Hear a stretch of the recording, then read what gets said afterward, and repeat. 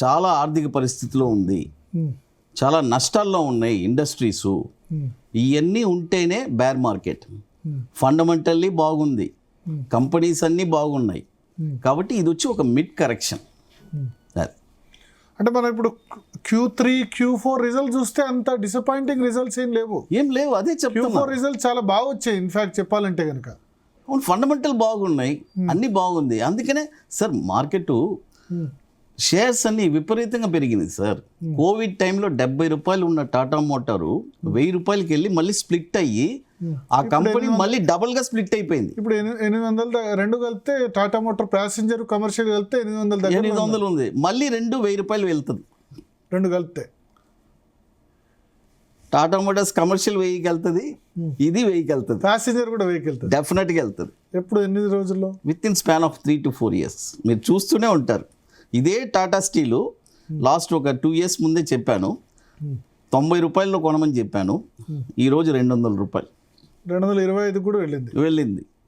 ఇంకొక ఇదే టాటా స్టీల్ కూడా ఇప్పుడు కూడా హోల్డ్ చేశారంటే నెక్స్ట్ 3 to 4 yearsలో 1000 రూపీస్, 200 నుంచి 1000, 5 times. డెఫినెట్గా. ఎందుకు అంటే మెటల్స్ ధరలు అంత ఇంక్రీజ్ అవుతాయా సార్? మెటల్స్ ధర ఇంక్రీజ్ అవుతుందో లేదో, షేర్ ఇంక్రీజ్ అవుతుంది. ఎందుకంటే మార్కెట్ ఎప్పుడు సార్ అంటే ఒక సైకిల్ సార్, పెరుగుతూనే ఉంటుంది. వాళ్ళు టాటా గ్రూప్ అంటేనే అంతే, మ్యాక్సిమం వాళ్ళు స్ప్లిట్ చేస్తారు. మళ్ళీ ఇది టాటా స్టీల్ ఈ 26 సంవత్సరాల్లో, నా 26 సంవత్సరాల అనుభవంలో టాటా స్టీల్ ఇది ఒక 7-8 సార్లు స్ప్లిట్ చేసి ఉంటారు. టాటా గ్రూప్లో అంతర్గత కలహాలు ఉన్నాయి కదా ఇప్పుడు రతన్ టాటా చనిపోయిన తర్వాత. సార్ అవన్నీ మామూలే సార్, అలా అంత పెద్ద సన్స్లో ఉంటుంది. But it will get settled. ఎందుకంటే బిజినెస్ పరంగా ఏం లేదు, ఎక్కడ ఏ లోటు లేదు, ఎక్కడ ఏం ఒక చిన్న నెగటివ్ కూడా లేదు. ఫ్యామిలీలో ఏదో సమ్ ఇష్యూస్ ఉన్నాయి అంతవరకే కానీ, బట్ బిజినెస్ ఆల్ అంటే క్వాలిటీ సార్. అది ఓకే, వాళ్ళు వచ్చి ఎక్కువ కమర్షియల్ ఉండదు. సో ఇప్పుడు నిఫ్టీ మీరు 21,700కు రావడం ఖాయం, ఖచ్చితంగా వస్తుంది సార్. ఎంత ఇంకా లో ఎంత టచ్ చేయొచ్చు? 20,000 కూడా రావచ్చా? లో వచ్చి యాక్చువల్గా ఒక లెవెల్ చెప్తాను. నిఫ్టీ వచ్చి ఇప్పుడు నెక్స్ట్ కమింగ్ ఒక లెవెల్స్, ఇది వచ్చి మనం వెరీ షార్ట్ టర్మ్లో చూస్తాం సార్.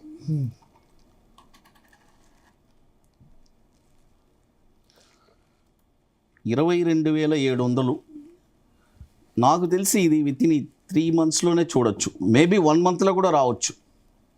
22,700 22,700 గట్టిగా ఒక రోజు పడితే వస్తుంది. 400 ఇంకా చెప్తాను.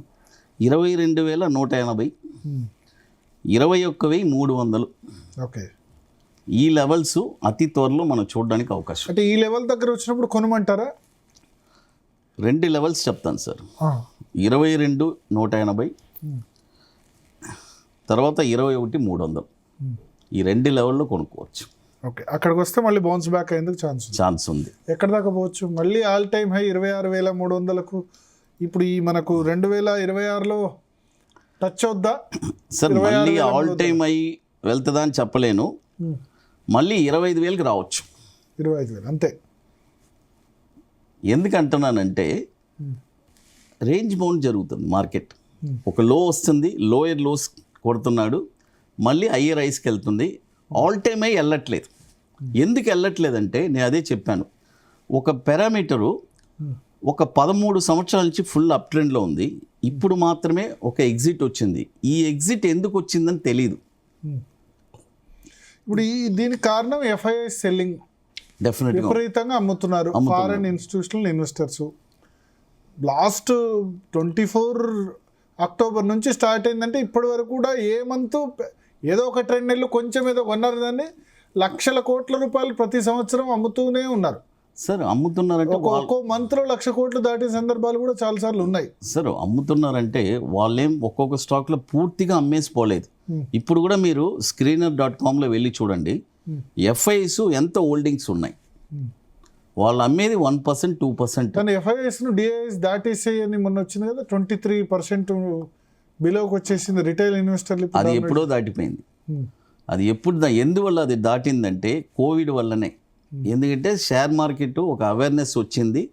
మ్యూచువల్ ఫండ్స్లో ఎవ్రీ మంత్ అందరూ సిస్టమాటిక్ ఇన్వెస్ట్మెంట్ ప్లాన్లు వేశారు, బాగా అలవాటు పడిపోయారు.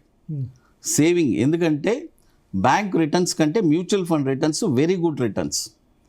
కాబట్టి ప్రతి ఒక్కరూ ఎవరి స్థాయికి వాళ్ళు 10 లక్షల రూపాయల జీతం తీసేవాళ్ళు నెలకు ₹1,00,000 సిప్ చేస్తున్నారు. ₹1,00,000 జీతం తీసేవాళ్ళు 10,000 సిప్ చేస్తున్నారు. వాళ్ళంతా వచ్చి వాళ్ళ పిల్లల ఫ్యూచర్ కోసం 15 సంవత్సరాలు 20 సంవత్సరాలు వేసేశారు.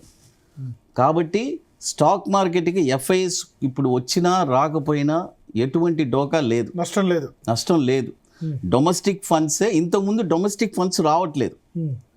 వాళ్ళు వేరే రియల్ ఎస్టేట్ కానీ గోల్డ్ కానీ, ఇప్పుడు స్టాక్ మార్కెట్కి ఒక ఫండ్ అనేది వచ్చేస్తుంది. ఇప్పుడు డిఐఎస్ కెన్ బీట్ ఎఫ్ఐఎస్ అలా చేయలేదు. ఎఫ్ఐఎస్ని బీట్ చేయలేరు.